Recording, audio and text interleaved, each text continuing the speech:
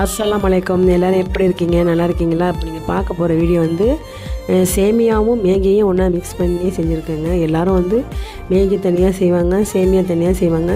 நான் எப்போ செஞ்சாலும் ரெண்டையும் மிக்ஸ் பண்ணிவிடுவேன். அப்போ தான் டேஸ்ட்டு நல்லாயிருக்கும். எங்கள் பொண்ணு கூட சொல்லும், நீ சேமியா கிண்டினா சூப்பராக இருக்குன்னு ஸ்கூலில் எல்லோரும் சொல்கிறாங்கம்மா, எனக்கு டெய்லி சேமியாவே கிண்டி கொடுமா அப்படின்னு எங்கள் பொண்ணு சொல்லும்.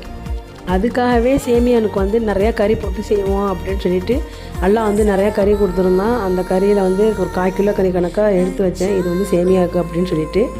எப்போதும் நான் இந்த அளவு கறி போட்டு சேமியா செஞ்சது கிடையாது. இப்போ தான் ஃபஸ்ட் டைம் செய்கிறேன். ஸ்கூலில் பிள்ளைங்க விரும்பி கேட்டாங்கன்னு சொன்னதுனால நான் இந்த மாதிரி செஞ்சுருக்கேன்.